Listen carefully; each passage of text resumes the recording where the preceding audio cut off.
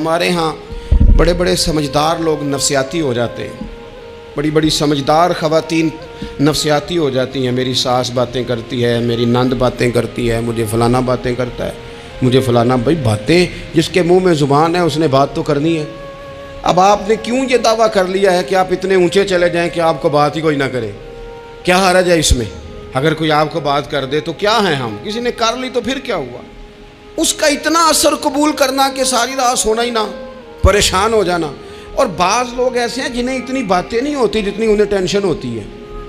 यानी वो दो बंदे कोने में खड़े हैं तो मेरी ही बात कर रहे हैं, और भाई वो इतना अहम नहीं है, उन्हें कोई और काम भी हो सकता है, तेरी बात ही उन्होंने करनी। बिला वजह लोग समझते हैं कि मैं बड़ा अहम आदमी हूँ, वहाँ भी मुझ पर तबसरा हो रहा है, यहाँ भी हो रहा है। इस पहलू से बाहर आएँ, इस कम्प्लेक्स से निकल आएँ। इब्ने हज़म कहते हैं कि मिस्र में एक ताजर बड़ा कामयाब हो गया था, बड़ा कामयाब ताजर हो गया। तो ज़िंदगी में जितने लोग भी कामयाब होते हैं उनसे हसद होता है, उससे भी उसके इर्द गिर्द के लोगों ने हसद शुरू किया। अब ताजरों ने प्लानिंग की कि इसे ख़राब कैसे करना है। वो एक दिन अपने घर से निकला, सफ़ेद कुर्ता सफ़ेद पगड़ी बांध के बाहर। अब 5-6 लोगों ने पहले से मनसूबाबंदी की हुई थी। एक साहब उसे मिले, कहने लगे माशाल्लाह आज तो सफ़ेद कुर्ते पर सब्ज़ इमामा, सब्ज़ पगड़ी बड़ी ही अच्छी लग रही है। तो हंस के कहने लगा, लगता है आप सो के उठ के आए हैं, पगड़ी तो मेरी सफ़ेद है।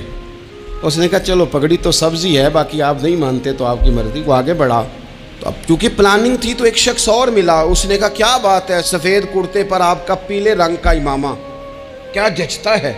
उसने कहा यार को खुदा का खौफ कर। हंस के कहा क्या हो गया, तेरी ऐनक का नंबर तो नहीं तब्दील होने वाला हुआ? और भाई मैंने तो सफ़ेद कुर्ता और सफ़ेद ही इमामा बांधा है। अब 2-3 लोगों की दफ़ा तो वो मुस्कुराया, लेकिन वो ढेर सारे लोगों ने मनसूबाबंदी की थी। वो जब चौथे के पास गया तो उसने भी कहा कि क्या बात है सफ़ेद कुर्ते पर पीले रंग के इमामे की। उसने कहा पीला कहाँ है? अब वो गुस्से होने लगा। अब वो छठे के पास गया तो उसने कहा जनाब क्या बात है सफ़ेद कुर्ता और काला इमामा। अब वो गुस्से में इतना बावला हुआ कि पहले हंसा फिर रोया, फिर उसे समझ ना आई कि दुकान का ताला किस चाबी से मैंने खोलना है। बस वो शाम हुई तो उस बेचारे को बच्चों ने रोड़े मारने शुरू कर दिए। वो इतनी तकलीफ़ में आ गया कि लोग उसे पागल कहने लगे। क्यों? इसलिए कि लोग मनसूबाबंदी, अफवाह थी ना कि मेरी तबीयत ख़राब है, तो लोगों ने हाल पूछ पूछ कर बीमार कर दिया। लोगों की बातें, लोगों के तबसरे, लोगों के कमेंट्स। बोले इमाम शाफी फरमाने लगे लोगों की बातें पत्थरों की तरह होती हैं, ये रोड़ों की तरह होती हैं।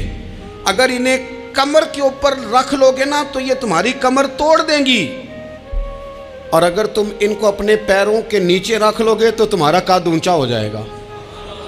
बस दुनिया में वो लोग परेशान होते हैं जो लोगों की बातों को कंधों पर सवार कर लेते, जो पैरों के नीचे रखे, जो पाँव के नीचे रखे उनका कद। वो पुराने ज़माने में ना आरफ रूमी रहमतुल्लाह अलैह फरमाते हैं कि एक बैल गाय गिर गई थी कुएं के अंदर। तो अब वो लोग उसको निकाल तो नहीं सकते थे, तो उन्होंने इस तरह किया कि मिट्टी डालनी शुरू कर दी कि अब बदबू आएगी, परेशानी होगी, तो इसको बंद कर देते हैं अंदर ही कुएं को, कुआं नई जगह पे खोद लेते हैं। उन्होंने जब उसके अंदर मिट्टी डाली ना तो वो गाय जो थी वो मिट्टी झाड़ के तो मिट्टी के ऊपर आ गई। उन्होंने फिर मिट्टी डाली तो वो थोड़ी और ऊपर आ गई, और मिट्टी डाली तो और वो मिट्टी डालते गए और गाय वहाँ से कुएं से बाहर आ गई।